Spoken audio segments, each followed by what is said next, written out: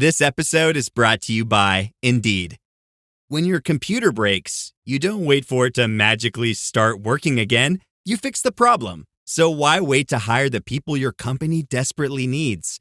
Use Indeed's sponsored jobs to hire top talent fast. And even better, you only pay for results. There's no need to wait. Speed up your hiring with a $75 sponsored job credit at Indeed.com/podcast. Terms and conditions apply. Ryan Reynolds here from Mint Mobile with a message for everyone paying big wireless way too much. Please, for the love of everything good in this world, stop. With Mint, you can get premium wireless for just $15 a month. Of course, if you enjoy overpaying, no judgments, but that's weird. Okay, one judgment. Anyway, give it a try at mintmobile.com/switch. Upfront payment of $45 for 3-month plan, equivalent to $15 per month required. Intro rate first 3 months only, then full price plan options available. Taxes and fees extra. See full terms at mintmobile.com. Good morning. I'm Rabbi Joseph Potasnik. And I'm Reverend A.R. Bernard. And Reverend, during a difficult week for the Catholic community, we want to have someone with us who really speaks from a special perspective, and that is Father Ryan Muldoon, who's the director of the Office of Ecumenical and Interreligious Dialogue for the Archdiocese of New York. And he's been a friend since he began his commitment at the Archdiocese. So we're privileged to have you with us. Thank you, Father Muldoon. Rabbi Potasnik, Reverend Bernard, thanks so much for having me back with you. I wish it were under better circumstances. Before we go there, I want to publicly thank you, Father Muldoon. You know, I'm a Protestant, you're a Catholic, and there are doctrinal differences. However, we've worked together in so many ways, and you sent a card to my office once you found out that my wife was looking at surgery, which is coming up soon, because of cancer. And your words of prayer and thoughts and concern just really blessed me. So thank you for transcending our differences and appreciating that we all, are in the human experience and seeking God's intervention. So thank you so much, Father. I appreciate that. You're very welcome. We believe in the power of prayer. Yeah, and I think we all join in that. Reverend Bernard, you know that we in the Jewish community also offer prayers. One doesn't have to be Jewish to be included in Jewish prayers, because those prayers address so many different needs that are both separate and together. So we are absolutely heartened that we can be part of that larger family. Father Muldoon, it's been a time of sadness and a time of celebration all in 1 week. We gathered together, interfaith leaders at St. Patrick's Cathedral, and with Cardinal Dolan and you and so many others, people who recalled the Pope, talked about what he had done and his legacy. And that's what I want to focus on. If you were to describe his legacy, what would it be? I think Pope Francis will be remembered as somebody who was close to the people. He wasn't someone who wanted to sit up on a throne. He wanted to, as he would so frequently say, have the smell of the sheep, be a real shepherd who's close to his people. And that was evident from the very beginning of his pontificate to the very end. You remember, right after he was elected Pope, he famously went himself to pay for the place that he'd been staying when he was just a cardinal before he entered the conclave. And he himself went and paid his bill. And then you fast forward to the day before he died, Easter Sunday. And what did he do? As he was clearly so ill, but he told his nurse, his collaborators, that he wanted to go and be close to the people. And he asked to be taken out to St. Peter's Square, where the faithful were gathered for Mass. And he gave his blessing, as the Pope would normally do on Easter from the balcony. But then he got in the Pope-mobile, and he rode around St. Peter's Square. And it's been some time since we saw Pope Francis do that, ride around in the Pope-mobile. And it was just such a beautiful moment, I think, for the world to see. And we know that just hours after that, the Lord would call him home. So I think that will be his legacy, a legacy of being close to the people. What is the spiritual message there of being taken on Easter Sunday? Well, you know that for us Christians, we believe that Jesus rose from the dead on Easter Sunday, and the message is that death will not have the last word. Good Friday would have been a dismal message, but Good Friday, seen in the light of Easter Sunday, means that life will conquer death. And so we certainly mourn his passing, but we are filled with Easter hope that he now is at peace with the Lord. I love the term Easter hope, but that's a difficult tension to navigate, the pastoral approach versus doctrinal rigidity. His emphasis was on mercy and inclusion, and there were those within the Catholic Church that were bothered by that. It made him controversial. Can you speak to that, Father? You know, Reverend Bernard, I think that some of that controversy that you point to, it's not new in the history of the church. We look down through the centuries, and there were times that because of differences of language, because of differences of culture, different parts of the church misunderstood one another. When we look, for example, at the separation between the East and West, you know, that's kind of tied to the year 1054, really what was going on there was a rather large misunderstanding, mainly around language. And I think that Pope Francis was saying that we're not going to change our teachings, but could we express things in a different way? Could we express the perennially true teachings of the Catholic Church in a different way that people could understand, could be in a position to receive? And when he tried to express what has always been and always will be true in different words, I think sometimes that caused a little bit of uncertainty, but it certainly shouldn't cause us to lose sight of what always has been and will be true. I think of the text in the Gospel of Matthew 19, where Jesus is having a conversation about divorce, and he clearly stated that the standard was that divorce was supposed to be a lifetime coming together of two people in the sacredness of marriage. But they raised the point that Moses gave a writing of divorce, and Jesus responded, but that was because of the hardness of your heart. In other words, it was a concession. I'd like you, Father, to speak to that. And then I like Rabbi to speak to that because in the law of Moses, there were several concessions. So, Father? There's certainly quite a continuity of the teachings of Jesus from the Judaism in which he was raised and living. But there's also something new, right? And so while he was steeped in his own Jewish heritage, there is a newness to Jesus' teaching. And whether it's a teaching on divorce or any other what we might call hard moral teachings of Christ, what we have to remember is that Jesus never judged an individual, but said that he could judge their actions, right? And so that's something that we have to keep in mind when we're talking about the Christian teaching today and the legacy of Pope Francis. We never cast judgment on an individual. Every single man, woman, and child is good, is created in the image and likeness of God. It's the moral act. It's when someone undertakes this action or that we might be able to make a judgment about whether something is good or erroneous. You know, as Rabbi? a Jew listening to the two of you talk about difference, I thought to myself, well, we Jews, we don't know about difference. We are so, homogeneous and unified on every issue, on every matter. No, but frankly, difference is endemic to all faith communities.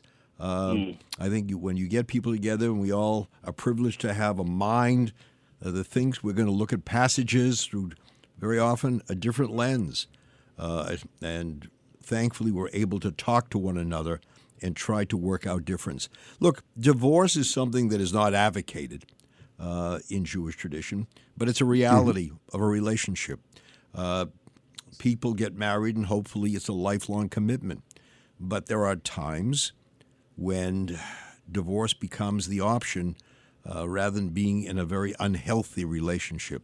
So it is said that God cries when a divorce takes place, because two people who are married or walk down the aisle and put a ring on the finger of the other. This was for life. You're betrothed to me in accordance with the laws of Moses and the people of Israel. That's what you said. And when it didn't travel in that fashion, then the reality was we had to find a way for you not to harm one another, but to walk away and to begin again with hopefully another healthy relationship. But what do both of you say to the distinction between a concession, and there were concessions written into the law of Moses, and practicing situational ethics? Um, what do you say, the difference between those two? Go ahead, Father.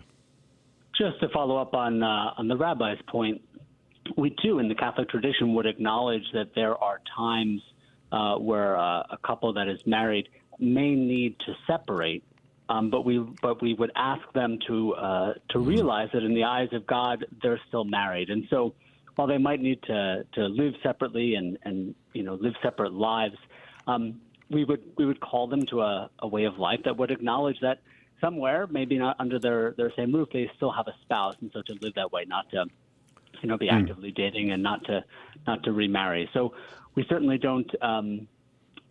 We wouldn't want to in any way suggest that this is easy or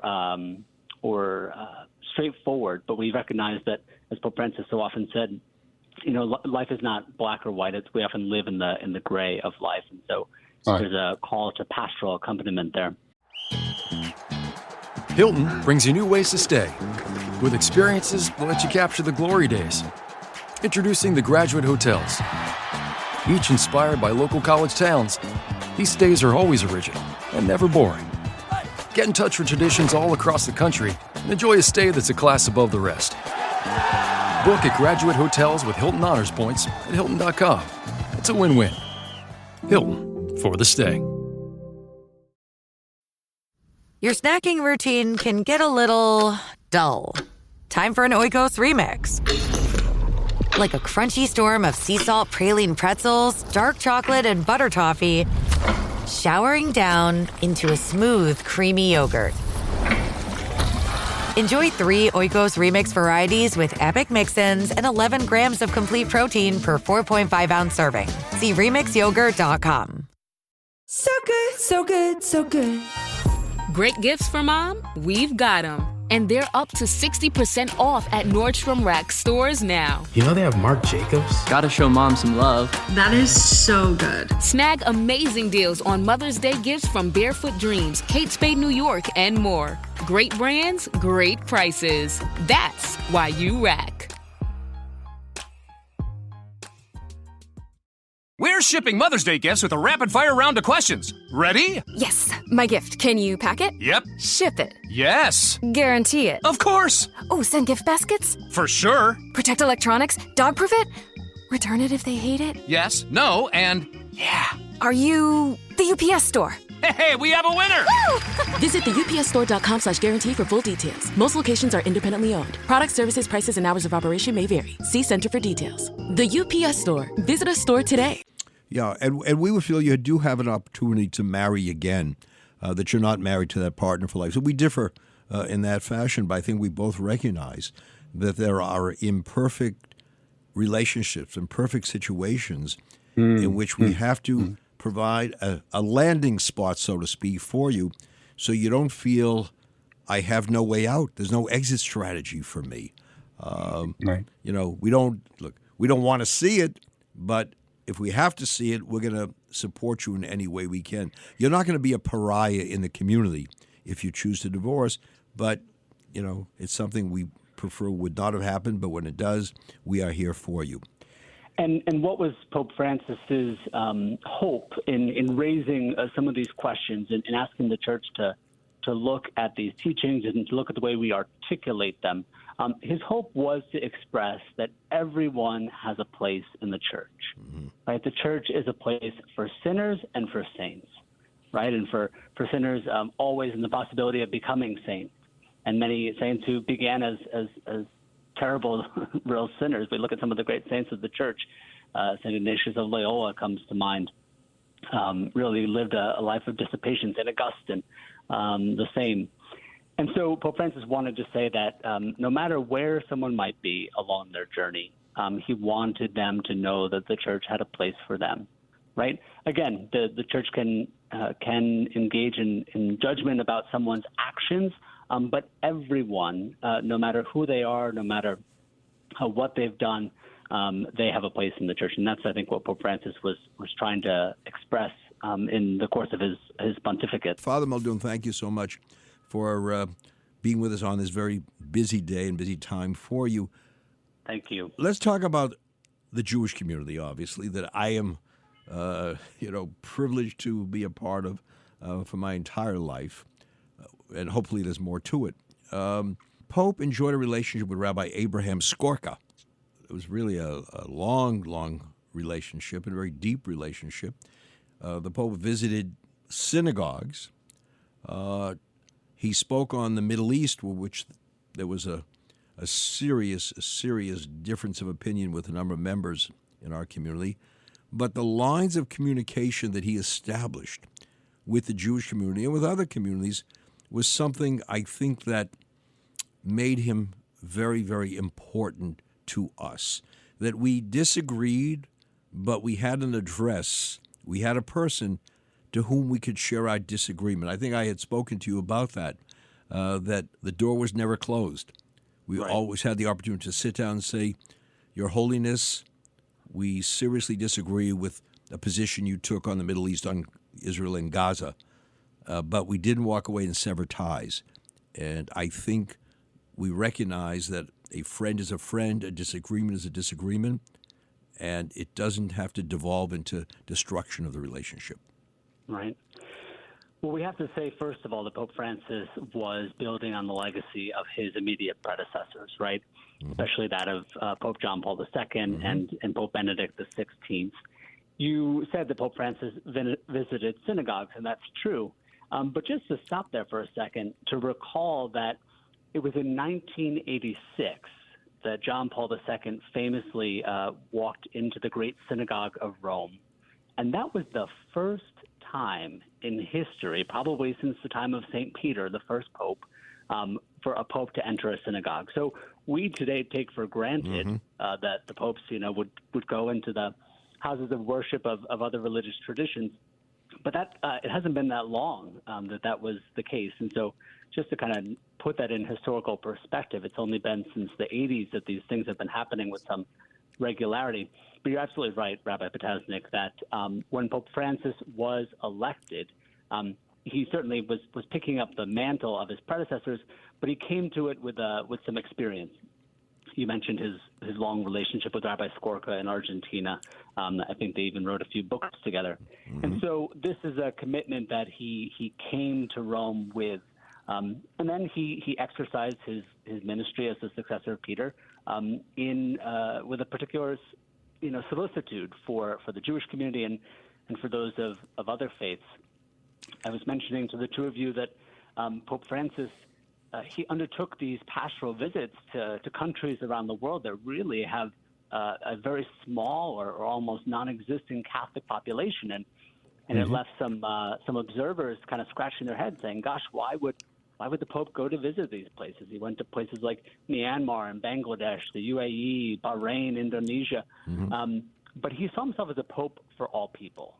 Certainly the spiritual leader of Catholics around the world, but he saw himself as needing to bring a message of hope to the world and to those of all faiths. And I just want to go, just the blessing we have of that spirit here in New York, where you have someone like His Eminence Cardinal Dolan, who has made it a priority to have interfaith members of different communities at the table and to speak to one another. It is, you talk about an open door policy. You walk into the Cardinal's residence here in New York, and one of the things you see on the table is a Hanukkah menorah. Right. And you look at the library, and there are Jewish books there, not to mention books about other traditions. And I think that's where we need to be. So we don't all have to be in agreement on everything.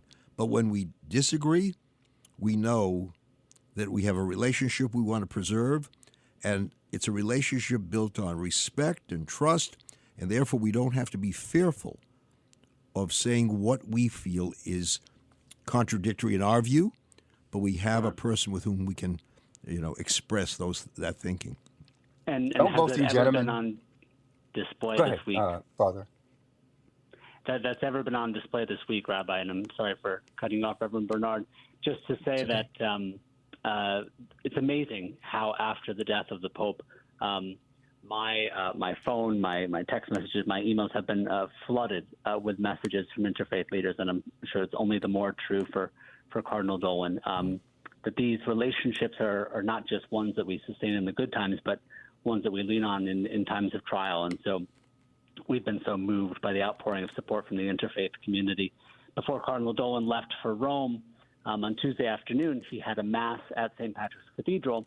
And on really just 24 hours' notice, there were several dozen ecumenical and interfaith leaders who gathered alongside him. And what a moving, real sign, real icon of solidarity. Mm-hmm. You're not close to people. Absolutely. Thank you so much, Father Muldoon, for being on the program. Always a pleasure talking to you. I'm sorry that we're at the end. I have, a million more questions. Yeah. Thank you so much for having me on, and I look forward to the next time if you'll have me.